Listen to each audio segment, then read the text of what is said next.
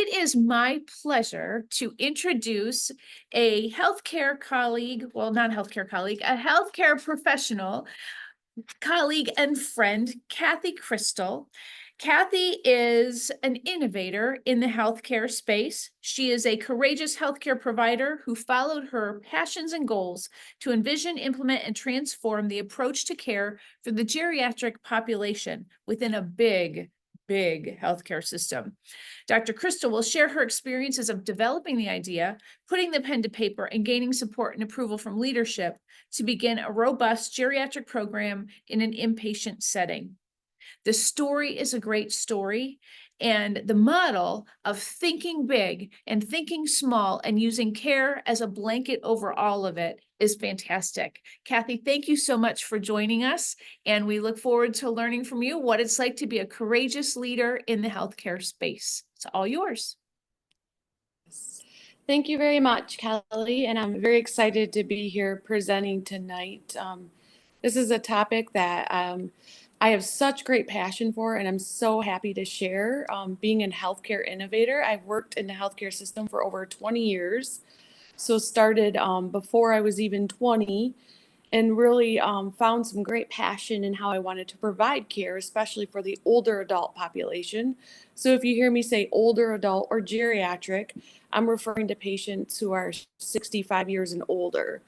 But I worked in a healthcare system with thousands of employees. So how as me as one provider can I impact and make such a big change?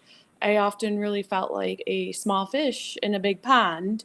And I also was enrolling in this new program as a new nurse practitioner. So how did I get the support to even start a program like this, but to also start a program like this as a new healthcare nurse practitioner? So we can go on to the next slide. First of all, I just like to start. I have no disclosures other than the fact that I love what I'm talking about today. And will continue to want to share my knowledge and answer any questions from any of you today or in the future. All right, next slide. All right, so the objectives, what I really will be talking about today is really how I found my passion and my goal for what led me to developing a whole new program within a big healthcare system, and really how to establish that idea, not just tell the story, but really put pen to paper to move forward this idea, to collaborate with key stakeholders that needed to be involved in this healthcare system. How do we find the key people that need to be there to help support me when developing this program so I can get it up and running and have it successful and sustain and grow? But also throughout developing this program, the things that I really focused on within myself were really being courageous, being persistent. I got that from a lot of people, that my persistency's really paid off, but being receptive.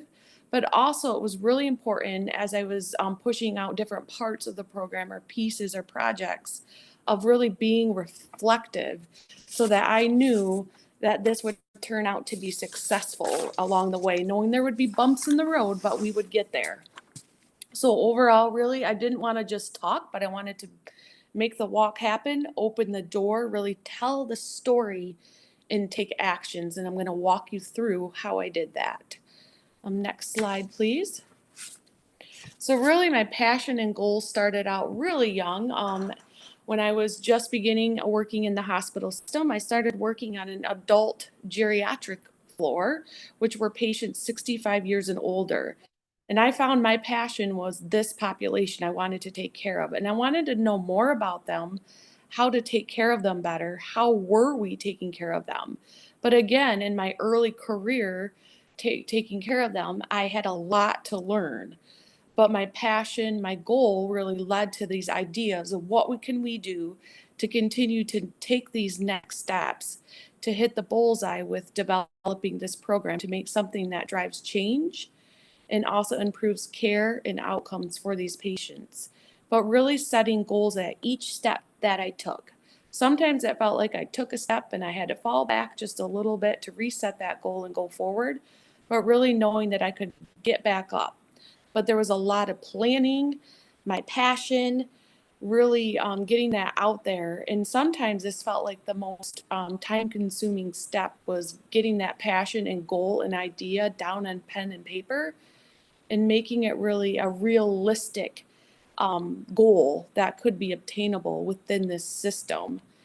But really also making sure I had the confidence to do that. So really doing a lot of research and reading and learning and becoming an expert in the area of what does taking care of the older adult mean. And then really allowing myself to immerse myself in uncertainty and asking the questions, but and empowering and motivating those around me, which I'll talk about more, is, a lot of people in the healthcare world find their passion, whether it's taking care of the child, the middle-aged, somebody who's pregnant, or the older adult, but not a lot follow that passion of wanting to take care of the older population. So how do we get them to get there, even though we know it's not their passion? And lead to that idea, but gain respect along the way. And really along that, really remain to who I am as myself, knowing that I love to take care of this population. And I'm not going to let anybody steer me from that. There may be hiccups along the way, but we're definitely going to get there. But again, sometimes this step, the planning idea, took me probably about 3 years as I was working on my doctorate in different projects within this patient population to what this really looked like from day one when I started to the third year when I started to actually getting this program approved and up and running. So this felt like the longest part of the whole step, but well worth it, knowing that my passion and my goal. And I was often identified as the geriatric lady, which you can see I'm not 65 years or older, but everybody knew how much I cared for this population, the expertise I had caring for this population. And again, trusting me as I moved forward. So next slide, please. So really the big idea was really the next step. Again, like I said, following that passion, that goal, but really putting it down to pen or paper. Things like this, the big idea can be a small idea in a big business like what I had, or it could be a big idea for a small business. But really writing it down to make sure if it's a big business, small business, is it going to work for that type of business? And reading it over to yourself. Like I would write down my goals, my ideas, my plans on paper over and over. I probably had so many notebooks going, but then asking myself questions over and over as I wrote down the ideas to really figure out, how can I make this happen? What is the exact population I'm going to touch as a provider myself, knowing I was going to be the only nurse practitioner. I couldn't take care of too many patients at one time, but how was I going to make that focus and plan to be successful, to be a well-known program, that is also going to continue to grow. But also when it comes to ideas, we can't only think about, especially in healthcare as a provider, I not only thought about providing good care that patients and families would be happy about, but also that my partners, or other disciplines that I collaborated with, whether it was trauma surgeons, neurosurgeons, orthopedic surgeons, they would also want this program, want my care that I provided to their patients. But also there's always that business side of it and the revenue side of it. So also working with billing and coding and trying to learn, okay, what can I do to not only have patient satisfaction scores, good collaboration with my partners, but having a business, a system that really grew in the green, because we know no business can be successful or no program can be successful if we're in the red. So how can we not only, I don't like to put it this way, but make money as a program to continue to support the provider salary and also improve outcomes. Another thing is looking at data such as decreasing hospital length of stay, decreasing readmissions to the hospital, or even aligning wishes for patients' care. Oftentimes patients are older, pretty ill. So do they want to go to surgery? Do they even want to be admitted to the hospital? So really looking at the key big idea of how this could work. And for me in this big business, this big hospital, I really had to sort out not only just the patient and family and making them happy and wanting my care, but all the partners I worked with within the hospital, but also having good outcomes and improving data such as hospital length of stay and hospital readmissions, but also making sure that we're staying in the green positively for revenue. So really putting that all down to pen and paper. As you can see that little guy in the corner there, that's hands on his head. That's what I felt like in the beginning, and I kept having to ask the questions. I had this big old grand idea, but I really had to separate it out to make sure that I was asking the right questions for each area to make this successful, so that we can move forward with starting this program and growing it. All right, next slide.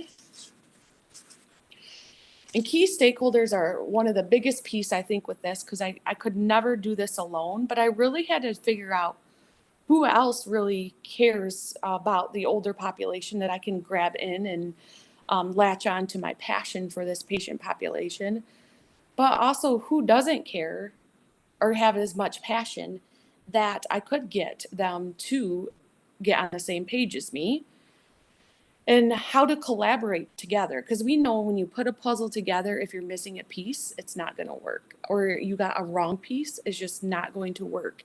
Especially in a big system from top to bottom, I really had to make sure I had all the key stakeholders to get the support that I needed.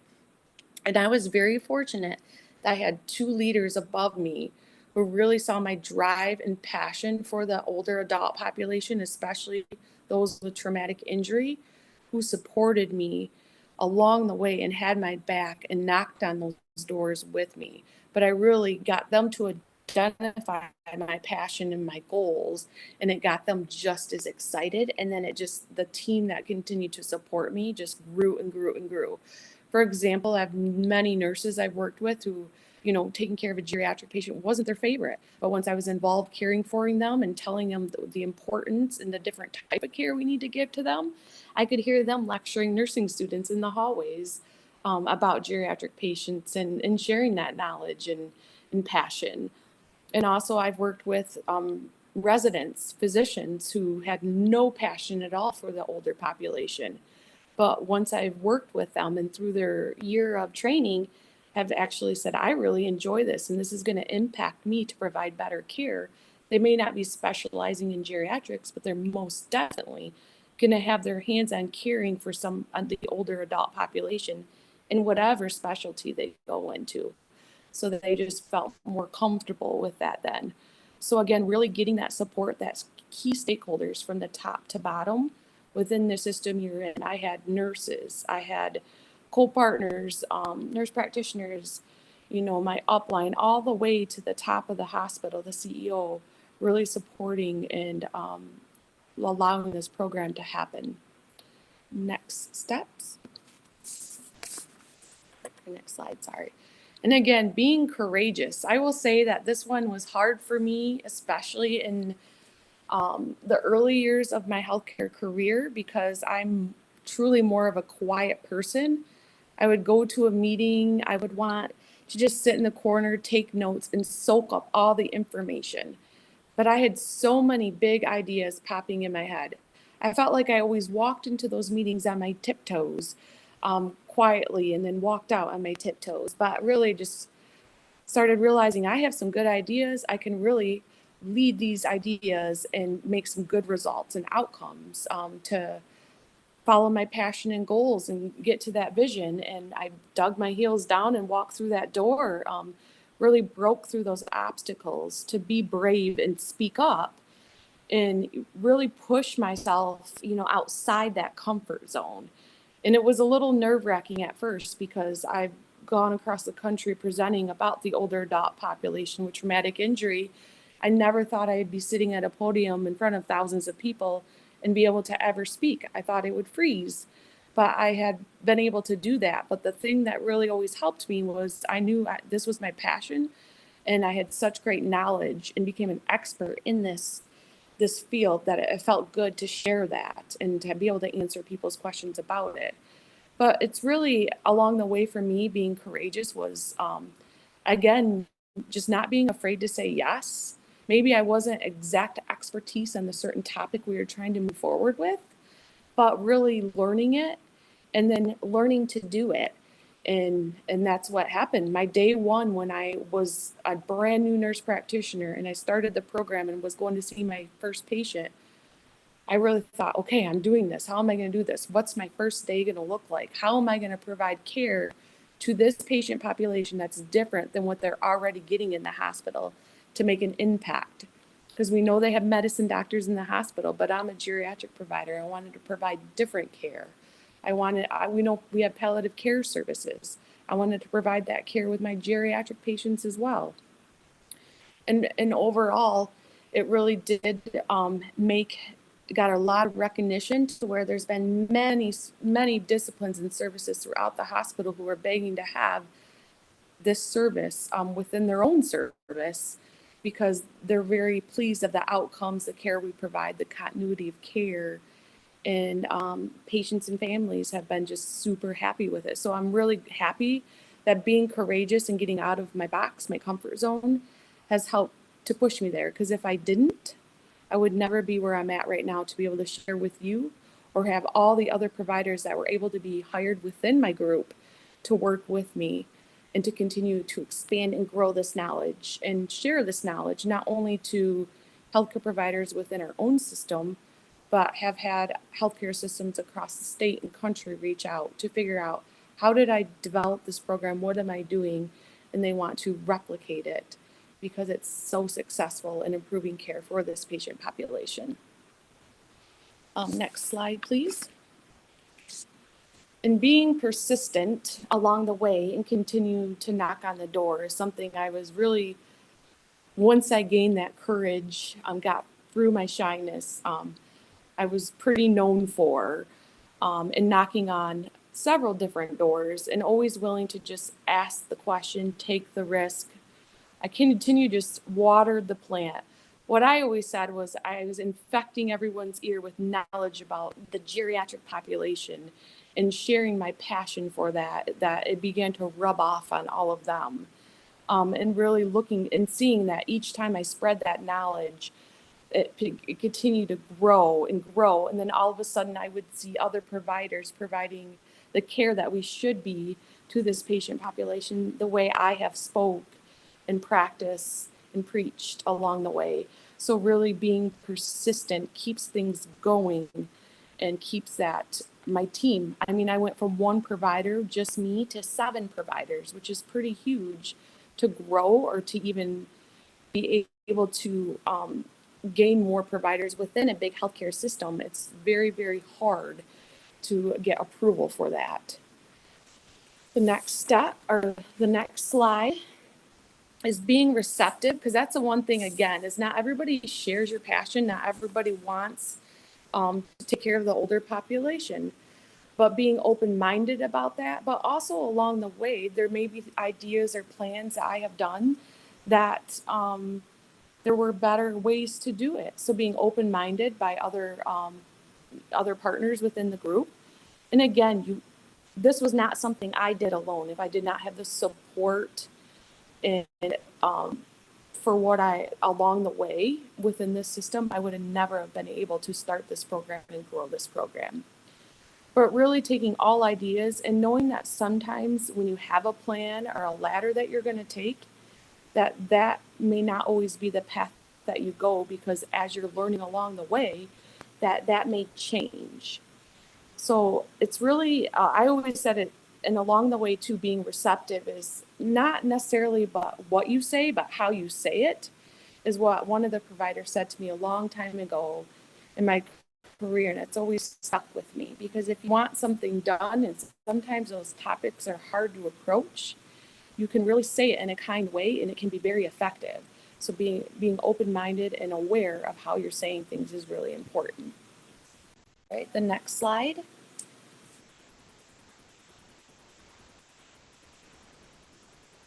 And then being reflective.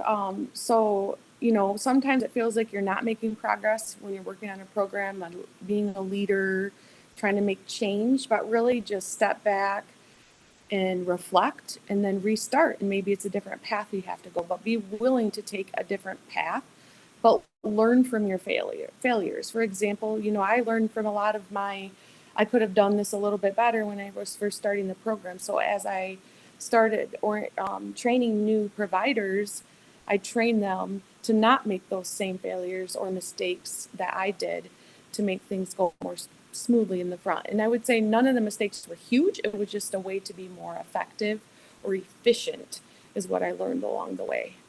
All right, next slide. So over the program, I started it back in 2020. I was the lone nurse practitioner as a new provider for the first couple years, caring for patients 65 years and older who were arrived to the hospital with injuries. I did a specialized geriatric assessment, medication management, managed all their comorbidities, decreased other consults that needed to be done, helped to decrease hospital length of stay, helped with appropriate discharge to locations at whether they can't go home anymore, so helping them find home, new placement, but also really focus on aligning wishes. And for example, I had a patient who was elder with a head bleed with advanced illness and dementia, and the plan was going to the operating room, and the family said they did not want that. So really helping them walk through that process, aligning wishes of what the patients don't want or do want to improve outcomes. And with that, like I said, I went from one provider to 7 and started with only taking care of a small subset population of the traumatic injured geriatric patients, to even going outside the trauma population to the ortho population, the burn population, and also advancing to the general surgery population in the future, to even some other smaller hospitals across the system. So me starting as myself really had a big idea in a big place, but a small me, but I was able to do it. And it's a program that is really trying to be replicated across other hospitals in the state and country at this time. All right, next slide. So really in leadership, along the way, it's always important to continue to gain knowledge, read more, read your surrounding environment and those who are involved, but use your skills to the max and influence the pack. I became that person that everyone came to with questions related to the geriatric population. There was not one single geriatric provider within this healthcare system that worked in the inpatient setting. I was the only one, and now we're growing that program. Really reach my goal to get to that success of knowing I care for taking care of this population so much. I want better care and outcomes and specialty care for them that they need, and recognize that and push forward to reaching that goal. Next slide, please. So a summary, as you're working in the leadership world, don't accept status quo. The one thing I've always done is if a question or I have a gut instinct about something, I'm asking questions. If somebody doesn't know, I'm asking someone else until I can get the answer. And part of that is being persistent, receptive, and reflective along the way, and really never giving up. So as a leader, we're always learning with our pupils, with our peers. So continue to learn, be open-minded, and change happens ahead that can be very successful. So do what's right, never change who you are, be transparent, and again, just don't accept status quo, but follow that passion, that dream. And I know when I first started with pen and paper, the path I had in the beginning was not the same path it took to get to where I am, but I got there because I was able to be persistent, receptive, and reflective. Next slide. And that's it. If anybody has any questions, there's my email. And I'm happy to help in any way that I can. I have some questions. It's Kelly. Yes. So you talked early on about you came up with a number of different ideas and you had to kind of chew on them and work through them and evaluate whether or not they were the right fit for right now or the right fit for where you were. What kinds of questions, or how do you evaluate whether something's a good idea. And I'll give you a little bit of context for my Master of Arts in Leadership students. They're in a class right now where they're learning about the creative problem-solving process. And you go from having all of these great ideas to then creating criteria and then figuring out which is going to work. So can you tell us what does that look and feel like out in the world in a healthcare setting? Yeah, and that's a really good question. And that brings me back to I remember being at the big table with all the key stakeholders in the very beginning. And it does, because my big idea was I want to take care of every single geriatric trauma patient. But part of that was I had this big idea to touch all of them, but I'm the only nurse practitioner. And I knew I didn't have the bandwidth to touch every single one of them. So I knew I had to start a little bit smaller and step back. And so instead, what I did was set really tight criteria. Like patients had to come in with a ground level fall. So at first, I didn't see those older patients who were in motor vehicle crashes. And they had to have certain injuries like rib fractures, a head bleed, a hip fracture, or a pelvis fracture. So it was really defined criteria. But as the days went on, I got more fluid and efficient on caring for them. I was able to expand the criteria to also those with additional injuries, say if they had a splenic injury or things like that, to motor vehicle crashes, and then expanding to even the burn population. So really starting small and going big to make this program more successful. So I knew where I needed to do more work to provide that improvement in my process, and ultimately grow successfully in a timely manner.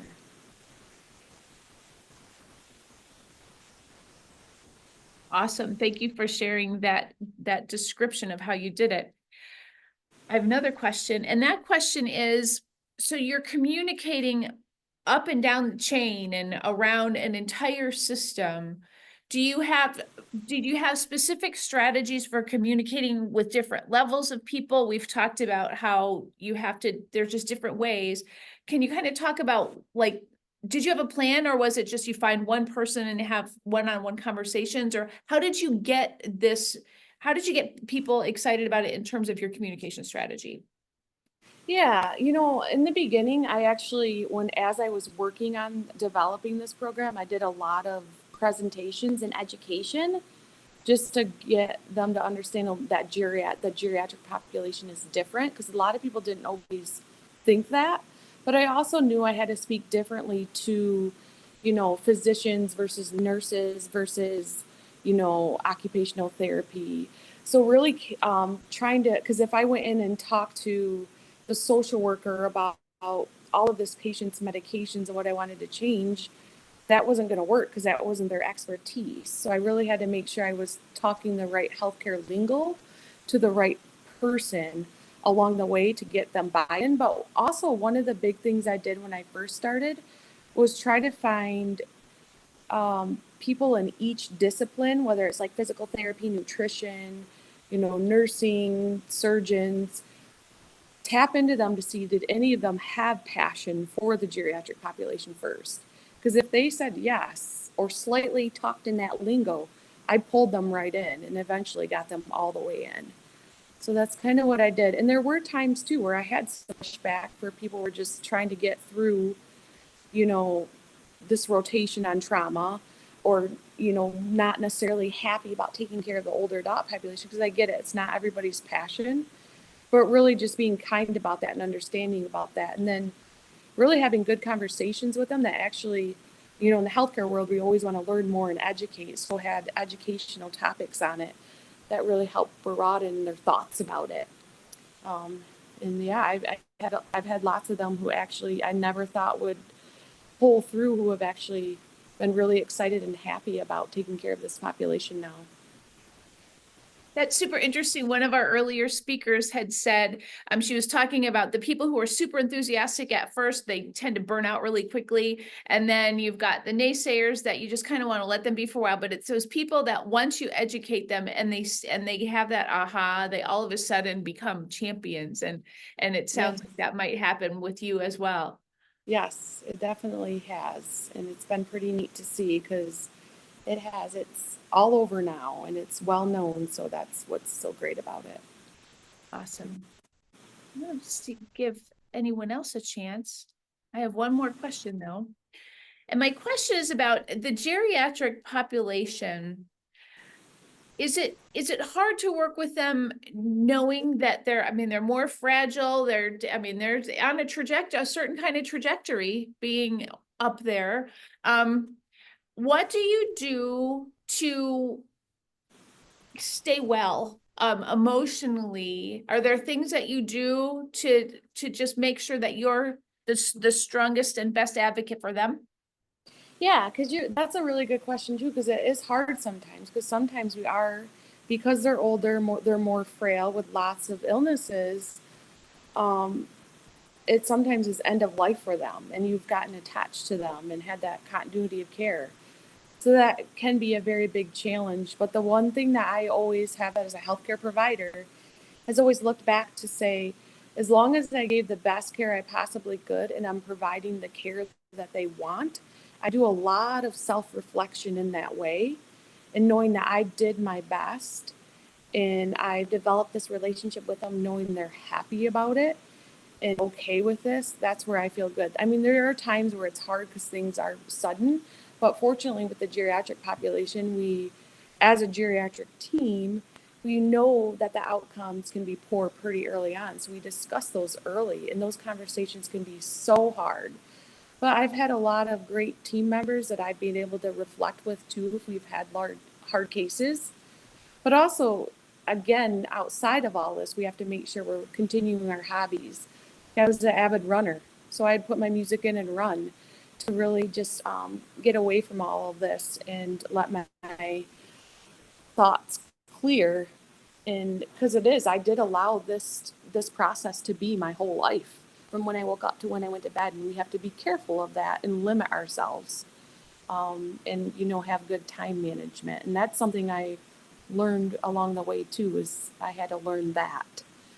But definitely making time for yourself and stepping away from it is important, because that will help you regenerate and also oh no, did it go?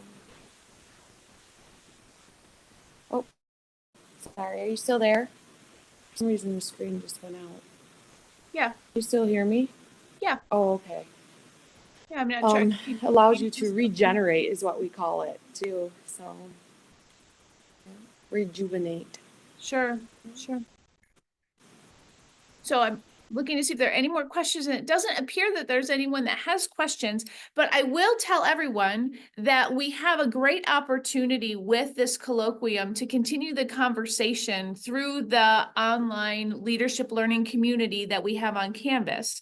For each one of our presentations, we have a discussion forum where you can, if you come up with questions or if you want to talk more with Kathy about some of the ideas, you are welcome to go into that discussion forum. It's an LDR 900, and everyone is able to get into that class without registering or signing up or anything. You just go in there and go into the discussion forum. I'll be checking it a couple times a week. And if you would like me to get a message to Kathy and get you connected, I'd be happy to do that, Kathy, if that's okay with you.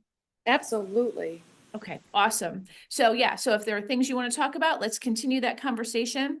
Kathy, this has been a fantastic conversation. A lot of learning about, even if we're not even anywhere close to healthcare, the process of innovation and the process of leading innovation is pretty standard. And you've done an amazing job of using that process to create amazing levels of hope for families and caring for the most important population. That's where we all come from. And Yeah, and so thank you for doing that for all of our families, our older folks. absolutely. My pleasure. Well, have a Thank you great for night, having me. and we look forward to talking with you again. Yes, thank you very much. Thank you. Take care. You too.